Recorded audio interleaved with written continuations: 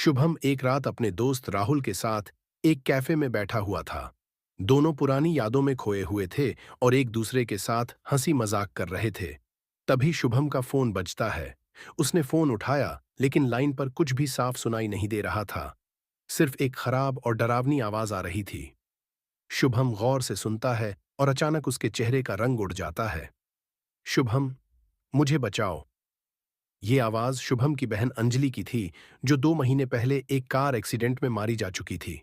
शुभम घबराते हुए राहुल से कहता है, ये अंजलि की आवाज है। राहुल हैरान होकर पूछता है, तू ठीक तो है? अंजलि तो मर चुकी है। ये क्या बकवास कर रहे हो तुम? लेकिन शुभम का दिल बैठा जाता है और वो बिना किसी जवाब के फोन बंद कर देता है। राहुल भी समझाने की कोशिश करता है, देख, ये कुछ नहीं है। शायद किसी ने तुझे मजाक बनाने के लिए कॉल किया हो। लेकिन शुभम की बेचैनी बढ़ती जा रही थी। उसे यकीन था कि यह कुछ और है। तभी उसका फोन फिर से बजता है और इस बार आवाज ज्यादा स्पष्ट और डरी हुई होती है। शुभम, मैं यहां हूं। तुम्हें मुझे बचाना होगा। शुभम अब पूरी तरह से घबराया हुआ था। उसने तुरंत अपनी पुरानी चैट्स चेक की और पाया कि अंजलि ने कुछ दिन पहले एक अजीब मैसेज किया था। उस मैसेज में लिखा था, मुझे लगता है कोई मुझे देख रहा है। मुझे डर लग रहा है। मुझे किसी से खतरा है। शुभम के दिल में एक अजीब सी दहशत समा जाती है। क्या अंजलि सच में किसी खतरनाक चीज का सामना कर रही थी? क्या उसकी मौत एक दुर्घटना थी या कुछ और छिपा हुआ था? अब शुभम और राहुल दोनों मिलकर अंजलि के आखिरी दिनों की कुछ घटनाओं पर गौर करने का फैसला करते हैं। उन्होंने एक पुरानी हवेली में जाने का मन बनाया, जहां अंजलि का आखिरी फोन कॉल आया था।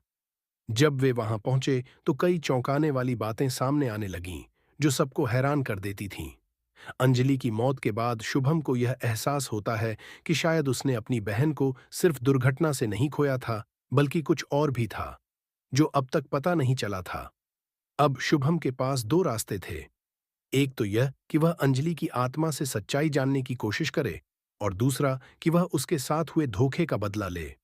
क्या वह अपनी बहन की आत्मा से सच में मिल पाता है? और क्या वह जान पाता है कि अंजलि की मौत सिर्फ एक हादसा नहीं था? कहानी का आगे का हिस्सा, शुभम और राहुल उस पुरानी हवेली की ओर बढ़ते हैं, जहां अंजलि का आखिरी कॉल आया था। हवेली बिल्कुल वीरान और डरावनी थी, जैसे वहां कुछ अधूरी कहानियां छिपी हुई हों। हवा भी थोड़ी अजीब सी थी, जैसे किसी ने आकर वहां रहना छोड़ दिया हो। हवेली के अंदर दोनों ने एक पुरानी सी लाइब्रेरी में कदम रखा। वहां हर तरफ धूल ही धूल थी और एक पुरानी सी किताबों की महक हवा में घुली हुई थी। अचानक शुभम को कुछ गहरे अलमारी में एक पुरानी डायरी दिखाई देती है। उसे खोलते हुए वह पन्ने पलटता है और तभी उसकी नजर एक पन्ने पर जाती है। उस पन्ने पर अंजलि का नाम था, साथ ही कुछ अजीब और घातक शब्द थे, जैसे, अगर तुम यह पढ़ रहे हो तो तुम समझ पाओगे कि मैं मरने से पहले क्या देख रही थी। मेरे पास एक रहस्यमयी ताकत है जो मुझे हर कदम पर देख रही है। वह ताकत मुझे मारना चाहती है और वह अब तुम्हारे पास है। यह पढ़ते ही शुभम के हाथ से डायरी गिर जाती है। राहुल चौंकते हुए कहता है, क्या तुम पागल हो गए हो? ये सब क्या है? शुभम अब पूरी तरह से गहरे शौक में था। उसे समझ में नहीं आ रहा था कि उसकी बहन अंजलि इस सब से कैसे जुड़ी हुई थी। क्या उसने सच में कुछ ऐसा देखा था जो बाकी सबसे छिपा हुआ था? राहुल ने फिर उसे यकीन दिलाने की कोशिश की, तू घबराए मत। यह सिर्फ एक पुरानी डायरी है। हो सकता है अंजलि ने इसे कभी मजाक में लिखा हो। लेकिन शुभम की आत्मा में एक गहरी शंका बैठ चुकी थी।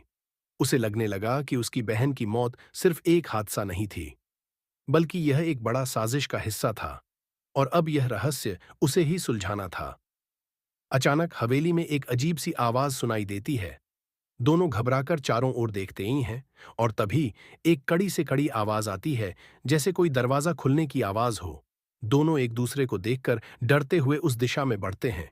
जैसे ही वे कमरे में पहुंचे, एक अंधेरे कोने में एक रहस्यमयी शैडो दिखाई देता है। शुभम और राहुल दोनों उसके पास जाते हैं, और जैसे ही वे उस शैडो के पास पहुंचते हैं, एक जोरदार चिल्लाहट गूंजती है। शुभम की आंखों के सामने अंजलि का चेहरा घूमता है।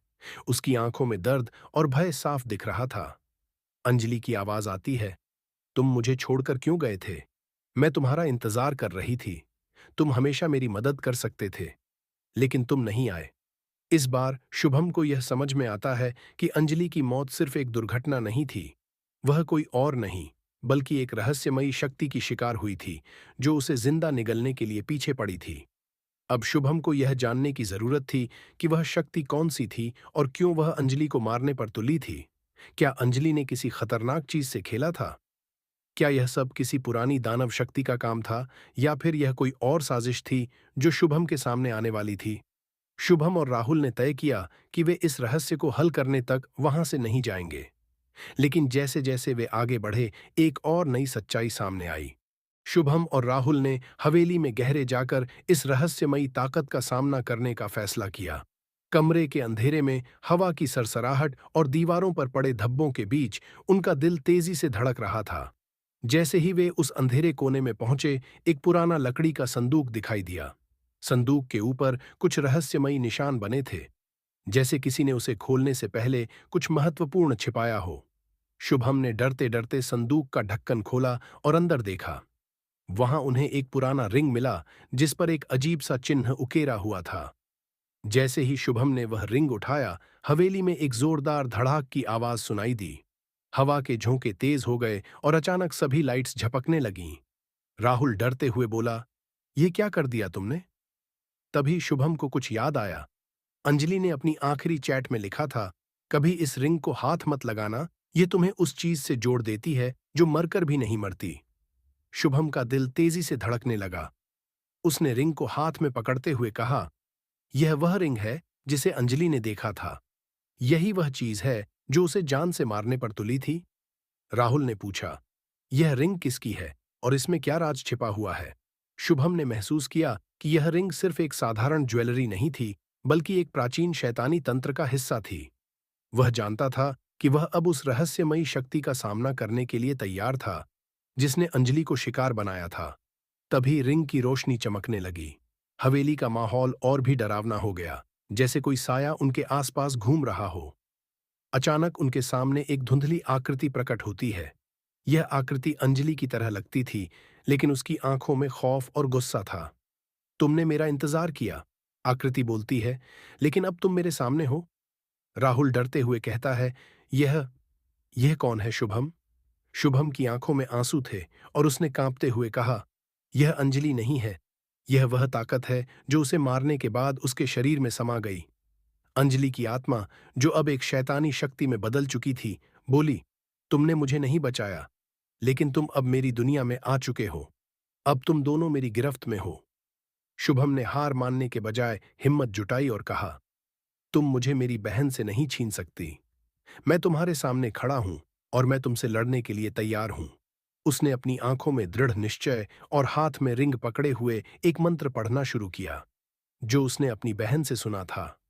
वह जानता था कि इस तंत्र को तोड़ने के लिए उसे इस शक्तिशाली आत्मा को हराना होगा।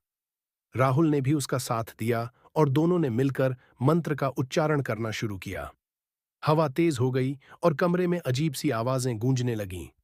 आकृति धीरे धीरे धुंधली होती जा रही थी, जैसे वह अपनी वास्तविक रूप से गायब हो रही हो। कभी भीतरी अंधेरे और रहस्य के बीच शुभम ने अपनी बहन का आखिरी संदेश याद किया, "जब तक तुम मुझसे प्यार करते हो, मैं कभी नहीं मर सकती।" शुभम ने रिंग को अंतिम बार अपनी आंखों के सामने लाते हुए उस पर जोर से धक्का दिया और एक तेज चमक के साथ वह शैतानी ताकत पूरी तरह से गायब हो गई। अंजलि की आत्मा अब शांति की ओर चली गई थी।